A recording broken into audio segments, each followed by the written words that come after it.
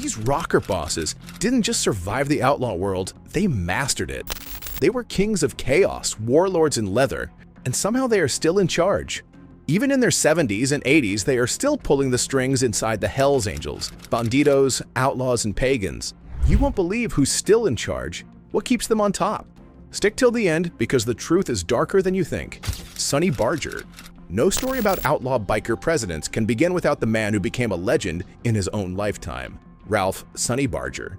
Sonny wasn't the founder of the Hells Angels, but when he joined the Oakland chapter in 1957, he transformed the club forever. Sonny had the guts and the drive to make the Hells Angels the most powerful motorcycle club in the world. He wasn't just a biker, he was the face of the entire outlaw movement. During the 1960s and 70s, Sonny led with an iron will. He expanded the club across the country and into other nations. His leadership style was brutal but effective.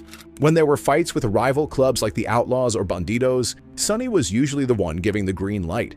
Under his command, the Hells Angels became deeply involved in various criminal enterprises, including drug trafficking, weapons smuggling, extortion, and violent turf wars. The club was involved in organized crime, and Sonny was often connected to planning or approving these actions to make the club richer and more powerful. In 1973, he went to prison for narcotics charges. Then again, in the early 80s for conspiracy and explosives. But even behind bars, he stayed in charge. His words still reached the clubhouses. Later in life, Sonny battled throat cancer. He had his vocal cords removed, but that didn't stop him. He kept writing books, he kept showing up.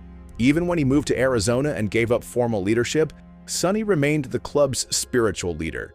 At over 70 years old, he was still riding 25,000 miles a year with his chapter. That kind of loyalty, that kind of consistency made him untouchable. When Sonny passed away in June 2022 at the age of 83, his funeral became a historic event. Thousands of bikers from all over the country showed up. The police watched nervously from helicopters, but no one dared interrupt. For many, it was the last ride of a king. And yet, even in death, Sonny Barger's name still holds weight inside the Hells Angels. George Wiegers. He didn't just ride with the Bandidos, he ran the whole show. In the late 90s and early 2000s, he rose to the top as the international president, turning a rough biker gang into a worldwide criminal empire. From 1998 until his shocking arrest in 2005, Wiegers masterminded the Bandidos' explosive spread across Europe, Australia, and Asia. But he wasn't a typical outlaw. He ran things like a CEO, cold and calculated. Deals were made, enemies were crushed, and behind the scenes, serious crimes were still going down. This was no longer just about motorcycles. Wiegers was building a global underworld empire. George handled business quietly but strategically. During his tenure, the Bandidos were deeply involved in a wide range of criminal enterprises, including drug trafficking, notably marijuana and methamphetamine, weapons offenses, violent crimes such as kidnapping and assault, witness tampering, and trafficking stolen motorcycles. The club was also involved in violent conflicts like the Great Nordic Biker War against the Hells Angels, which involved rocket launchers and car bombs, with Wiegers reportedly pulling strings from the US to coordinate actions internationally. His leadership was marked by attempts to reduce chaotic violence and improve the club's public image. He lasted nearly a decade at the top, but in 2005, the FBI arrested him in a massive federal sweep. They charged him with racketeering and attempted murder. Rather than fight a drawn-out court battle, Wiegers took a plea deal and served around 2 years in prison. After his release, he tried to rejoin the club's leadership, but something had changed. Some say it was because he talked too openly in interviews. Others say the next generation just didn't want the old guy back in charge. Either way, George faded from the spotlight, but his influence is still remembered by members today. He was the man who turned the Bandidos into a global brand, and no one can take that away. Jeff Pike. After George Wiegers, leadership of the Bandidos fell into Pike's hands, and he ruled with quiet, calculated menace through the 2000s and 2010s. Based in Texas, Pike didn't scream power, he whispered it. He kept his crew tight, trusted almost no one, and ran the Bandidos like a ghost boss, unseen but everywhere. Under his watch, the gang got bigger, meaner, and bloodier. Prosecutors later revealed Pike was calling the shots on beatings, murders, and extortion jobs, all from the shadows. He wasn't a loud outlaw. He was pure mafia style, cold, organized, and ruthless. In 2018, after a massive federal investigation, Pike was convicted on multiple charges, including racketeering and murder conspiracy. He was sentenced to life in prison plus 10 years. At the time, he was in his 60s. In court, some said he was just a peaceful old man who loved motorcycles, but the evidence told a different story. The image of Pike as both a family man and a kingpin is what made him so effective and so dangerous.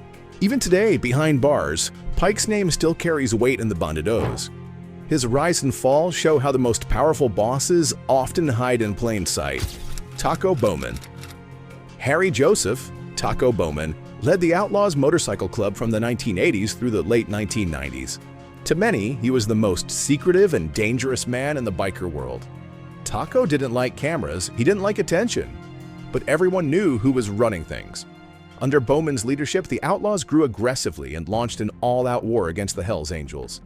Bombings, shootings, and killings became common between the two clubs. Bowman didn't just sit back and watch, he planned and approved each move. Starting in Detroit in the early 70s, Bowman climbed the Outlaws' ranks with ruthless speed. By 1984, he controlled the whole operation worldwide. One of his boldest moves? Taking over parts of Canada.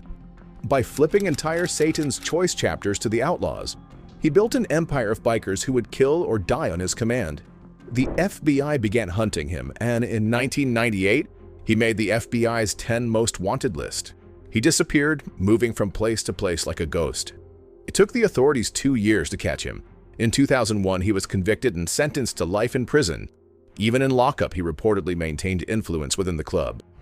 When he died of cancer in 2019, the Outlaws lost not just a former president, but a symbol. Taco Bowman ruled quietly, but his silence was part of his power. George Christie. George Gus Christie Jr. was not a typical rocker president. Born in 1947 in Ventura, California, he rose through the biker scene in the 60s, and he led one of the world's most feared biker gangs, Hells Angels Ventura chapter, for over 3 decades. Locals knew him as Dirty George, a sharp-dressed, smooth-talking figure who threw barbecues, loved motorcycles, and ran the streets like a king. By founding the Ventura chapter in 1978 and leading it till 2011, Christie became the longest-serving chapter president in Hells Angels history. Some in Ventura called him the most powerful man in town. He was respected, even loved by many. But behind the charm was a man who operated in the gray space between community leader and criminal mastermind. Christie wasn't just a biker boss, he was the face of the Angels.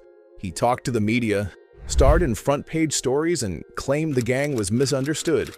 He even carried the torch in the 1984 Olympics. Few knew the entry fee was quietly paid by the Hells Angels themselves. But Christie wasn't all peace and press. His reign saw power plays, club wars, and internal fights. He brought in younger blood by upsetting old-school members. Still, he held his position and even hosted the club's global world run in 1998, a massive honor in biker circles. He didn't just lead, he also made peace. Christie helped stop a biker war with the rival Outlaws Club, and even brought local street gangs like the Crips and Bloods together to stop violence in Ventura. He did what the police couldn't, but trouble followed him. In 2011, Christie was arrested. He was accused of using threats and firebombs to scare rival tattoo shop owners. The charges included extortion, conspiracy, and arson. After he left the Hells Angels, Christie became a writer and speaker. He talked about his life and what really went on behind the scenes. To some, he was a rocker hero. To others, a criminal mastermind. But one thing was for sure, George Christie ruled the outlaw world like few ever have. Maurice Boucher. Boucher was born in 1953 and later became the president of the Hells Angels Montreal chapter during the 1990s. Under his command, the gang became more violent, more organized, and more powerful than ever before. Boucher was the main figure behind the Quebec Biker War, a bloody battle that lasted from 1994 to 2002 between the Hells Angels and the rival Rock Machine Gang. This was no small fight. It was full-on war. More than 150 people were killed, including innocent people who had nothing to do with the gangs. Bombings rocked neighborhoods, rivals were gunned down, fear spread across the city, and it all led back to Boucher. He didn't just want to lead a gang, he wanted to control drug trafficking across Quebec. To do that, he used murder, fear, and violence. He even went as far as ordering the murders of 2 Quebec prison guards, a move that shocked the entire country. Police said it was his way of showing that no one was safe, not even law enforcement. Despite his brutal ways, Boucher stayed ahead of the police for years. He was smart, cold, and calculated, always staying one step ahead. But in 2001, his luck ran out. He was finally arrested and charged.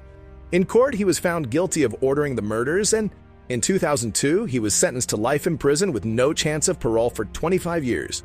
Even in prison, Boucher remained a powerful name in the biker world. Many still saw him as a symbol of the Hells Angels' power. His life has been told in books, documentaries, and news reports, and his crimes are remembered as some of the worst ever connected to a biker gang in Canada. So, which of these rocker presidents shocked you the most? Drop your thoughts in the comments. Thanks for watching. Until the next chapter in the Outlaw book.